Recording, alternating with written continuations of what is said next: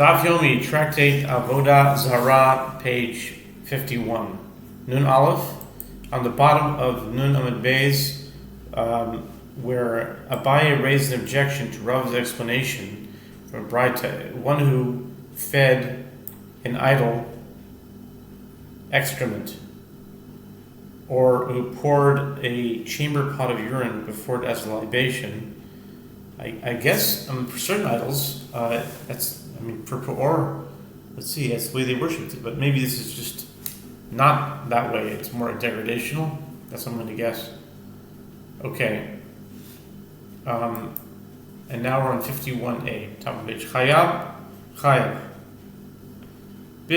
He's liable, even though these substances are repugnant, and even when this is not the typical manner of worshipping that idol. Bishlam avit shel memeraglaim ikazir mishtaberes eletzoya ma'izir mishtaberes ika b'tzoya lecho. Okay. Granted, when one pours a chamber pot of urine before the idol, there is an act of throwing that scatters the offering. But in the case of excrement, what act of throwing that scatters the offering is there? The Gemara answers, it is stated with regard to moist excrement, which breaks apart when it is thrown. Okay. Alright. Lema ketanai shachad lechagav. Rabbi Yehud v'chai v'cham pointrim. The Gemara suggests, let us say, that one's liability for breaking a stick as a form of idol worship is the subject of a dispute between Tanaim. If one slaughtered a locust, wow, that's like really slaughtered a locust.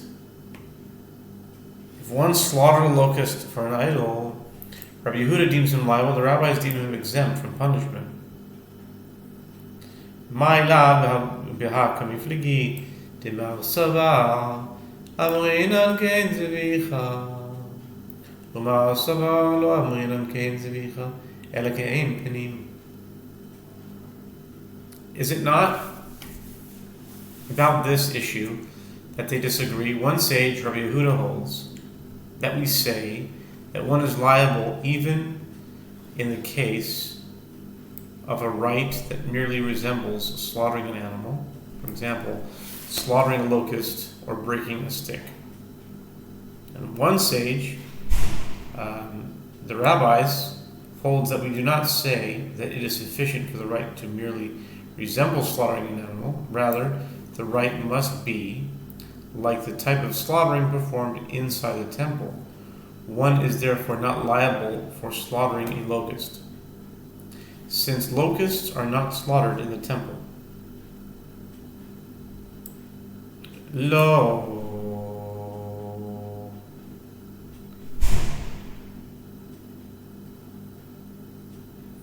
Dikuli alma. Lo amrinan kein zvicha ela kein panim beinan. Bishani chagav ho'ir tzava v'domer tzava behema. The Gemara rejects the suggestion. No, everyone holds that we do not say that one is liable even for a rite that merely resembles slaughtering an animal. Rather, we require the rite to be like the type of slaughtering performed inside the temple. And in the case of a locust, it's different, since its neck is similar to the neck of an animal. Rabbi Yehuda therefore considers slaughtering a locust similar to the type of slaughter performed in the temple. Amarav Nachman, Amarav Maravu, Amarav Avodah Zarah Shavdin Ota b'makel Shavar makel b'fanea Chaya b'neseres Zarak makel b'fanea Chaya b'eno neseres. Rav Nachman says that Abba Varavu says that Rav says, in the case of an object of idol worship that is worshipped by means of a stick, if one broke a stick before it, he is liable and the stick is rendered prohibited. If he threw a stick before it, he is liable, as its typical manner of worship involves a stick, but the stick is not rendered prohibited. Amar le Rav Nachman, Ma ishno shavod havyale ke'en zvicha, zorak nami havya le ke'en zerika. Amar le be'enan zrika mishavleres veleka. Rava said to Rav Nachman, what is different about the case where one broke a stick? In this case, the stick is rendered forbidden as it is similar to slaughtering an offering, which is a rite performed in the temple. So, 2, in the case where one threw a stick, it is similar to the sprinkling of the blood on the altar. If Nachman said to Rava, in order for a sacrificial rite to be similar to the sprinkling of blood, we require a form of throwing that scatters the offering. And that is not the case here. El miata, avne beit merkulis, ameh yasal. Amale, after didika sheli, ushialte, leraba bar avu, leraba bar avu, lechia bar rav. Lechia bar rav lerav, amale, nase kimigdal avodah Zarah. Kimigdal avodah Zarah. Rava asked Rav Nachman, if that is so, by what means are the stones of a place of worship dedicated to Mercury rendered prohibited, as they do not break apart when they are thrown? Rav Nachman said to Rava, this question was difficult for me as well, and I asked Rava bar Avu about it, and Rava bar Avu asked Chia bar Rav, and Chia bar Rav asked Rav. And Rav said to Chia bar Rav, this action is comparable to the act of enlarging the object of idol worship. The stones are not rendered prohibited as an offering brought in idol worship. Rather, they are considered part of the pile dedicated to Mercury itself.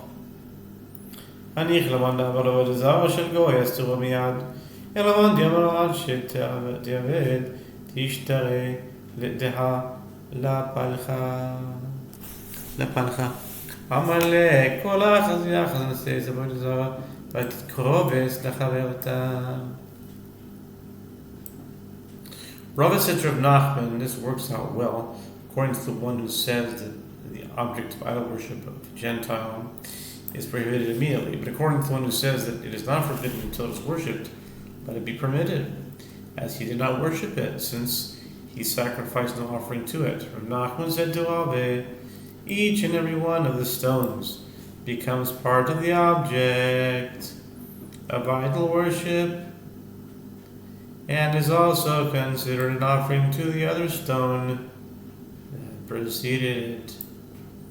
Iachi batraita miatishtari amale yadadade zirshigle Ravi Ashyamar kol achad v'yachad naseh tikrovet liatzma v'tikrovet lechaverta. Rava replied, if so, at least the last stone should be permitted, as nothing has yet been sacrificed to it. Nachman said to Rava, if you know which one it is, you may go and take it, as it is indeed permitted. Rav Ashi says, even the last stone is forbidden, as each and every one of the stones becomes an offering to itself, and also an offering to the other stone that preceded it. Tanan, Matzaro Shuksus Umaos Okelim, Arayelu Mutarim, Par Kile, Anabim, Piataros Shel Shiblim, Veyenos Shmanim, Utsaltos, Vechol Devar Shivyosvo, Karavagamis Beachasu. We learned in the Mishnah 51b, if one found a garment, money, or vessels at the head of Mercury, they are permitted, as they are not an offering but were left there for some other reason. If one found vine branches laden with clusters of grapes, or wreaths made of stalks, containers of wine, oil, or flour, or other items alike of which is sacrificed on the altar, there that item is prohibited.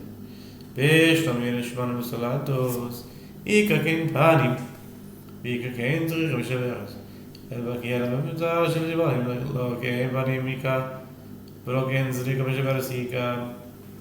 Gemara asks, granted, with regard to wine, oil, or flour, there is a sacrificial rite comparable to those rites performed inside the temple, and there is a rite that is similar to the sprinkling of blood that scatters the offering. But in the case of vine branches laden with clusters of grapes and wreaths made of stalks, there is neither a sacrificial rite comparable to those rites performed inside the temple, as these items are not sacrificed on the altar of the temple, nor is there a rite that is similar to the sprinkling of blood on the altar that scatters the offering. Rava said that Ula said the Mishnah is referring to a case where he initially picked the grapes for that purpose in order to sacrifice them in an idolatrous worship. The act of picking the fruit is comparable to slaughtering an animal, and it renders them forbidden. Rabbi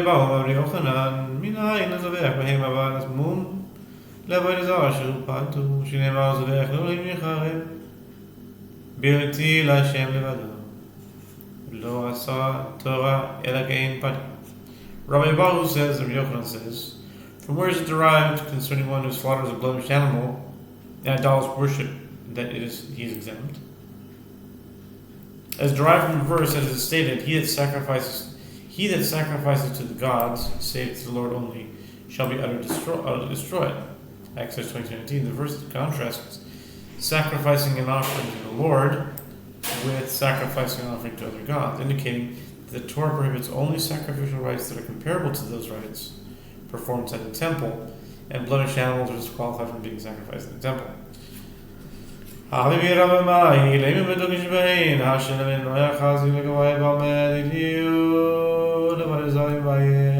discussed this matter with regard to what type of blemish does this apply. If we say that it applies in the case of a blemish on the cornea of the eye, that is difficult. Now, that such an offering is fit for descendants of Noah to offer to the Most High on their personal altar, is it necessary to state that it is considered an offering with regard to the prohibition of idol worship? Ela b'mechusa eva v'derav Elazar. Denav Rabbi Elazar benayim mechusa eva shu asur v'noach shnema mikol chai mikol basar shnayim kol amar toira ave b'hem shichayanu asheva shela. Rather, the halacha that one who slaughters a blemished animal in idolatrous worship is exempt is stated with regard to an animal that is lacking a limb, and it is in accordance with the statement of Rabbi Elazar. As Rabbi Elazar says, from where is it derived that with regard to an animal that is lacking a limb, it is prohibited for descendants of Noah to sacrifice it? This is derived from a verse, as it is stated, and every living thing of all flesh, two of every sort, you shall bring into the ark to keep them alive with you. Genesis 6:19. The Torah stated of every living thing, indicating that Noah should bring into the ark an animal whose extremities are living, and some of the animals would subsequently be used as offerings.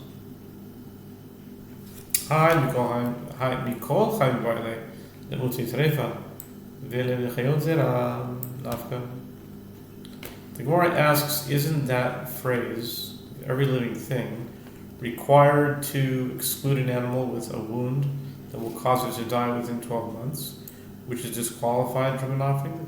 The Gemara answers, this qualification of a treifa is derived from the verse of the fowl, also the year 7 and 7, male and female, to keep seed alive upon the face of all the earth. Genesis 7:3, as a treifa cannot procreate.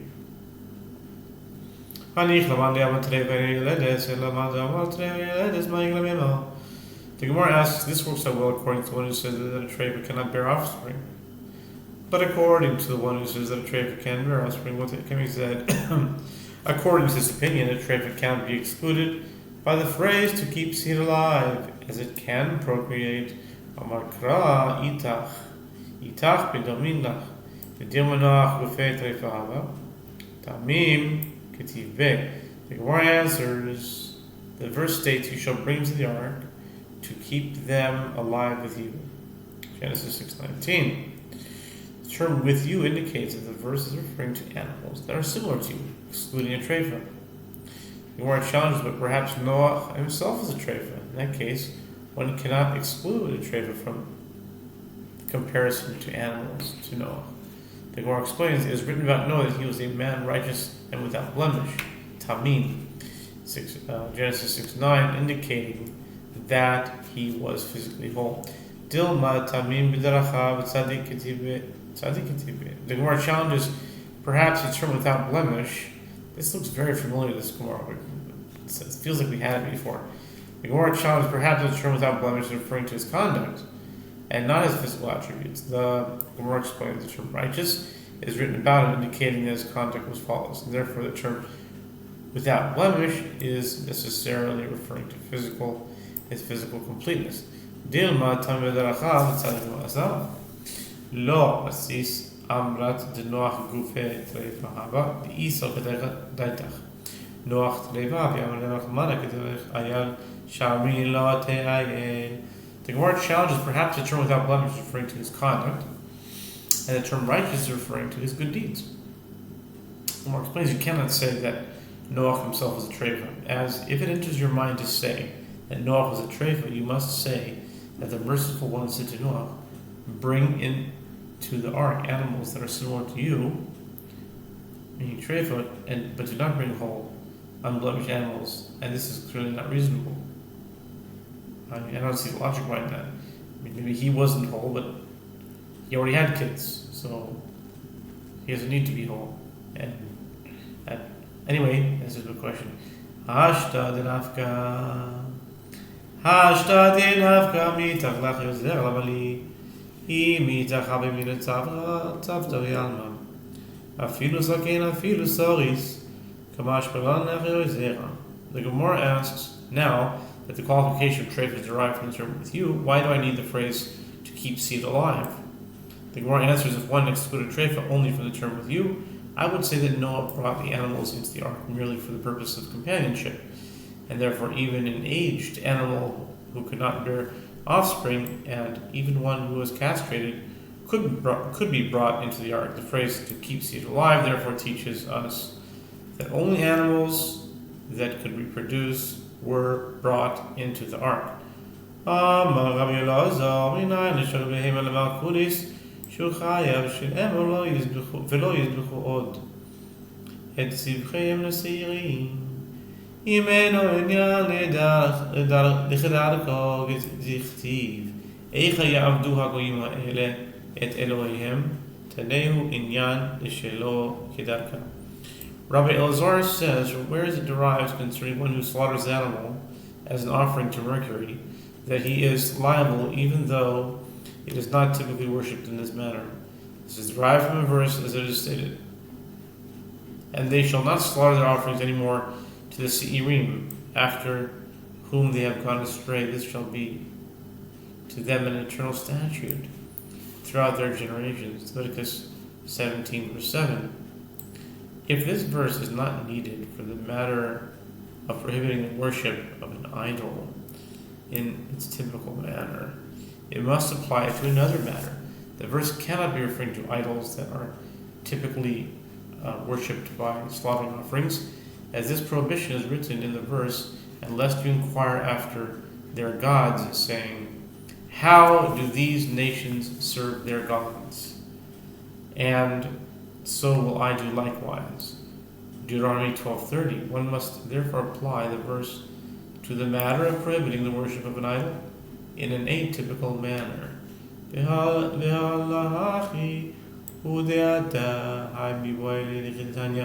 Gemara asks, but with regard to this verse, does it come to teach this prohibition? This verse is required for that which is taught in Braita. With regard to the prohibition against sacrificing offerings outside the tabernacle, this concludes side 8. Take a brief interlude,